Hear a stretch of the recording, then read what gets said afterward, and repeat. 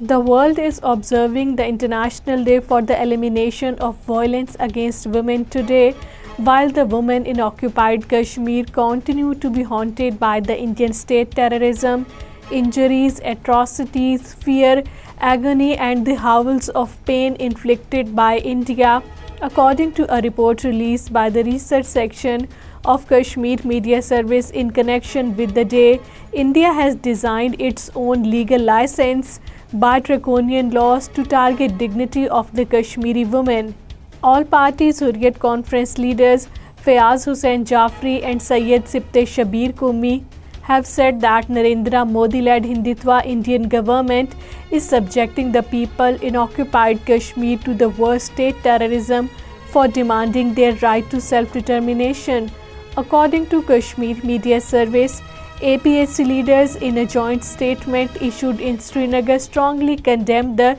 dismissal of the Kashmiri government employees by the occupation authorities.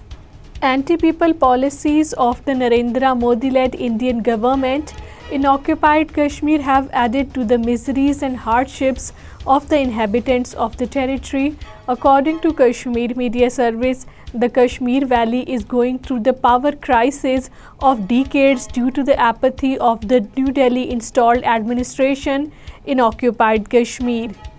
All parties Hurriyat Conference leader Khwaja Firdaus, Syed Bashir Andrabi and Muhammad Shafi Lone have said that the Kashmiri women are constantly facing insecurity and fear due to India's illegal occupation of Jammu and Kashmir. According to Kashmir Media Service in a joint statement issued in Srinagar today on the International Day for the Elimination of Violence Against Women, APHC leaders said that India is subjecting the Kashmiri women to the worst brutalities for their role in the ongoing freedom struggle. All parties Hurriyat Conference Azad Jammu and Kashmir chapter has said that the Indian troops are continuously subjecting the women in occupied Kashmir to violence. According to Kashmir Media Service, APHC AJK convener Mahmood Ahmad Sagar, General Secretary Sheikh Abdul Mateen and Secretary Information Imtiaz Wani in a joint statement in Islamabad today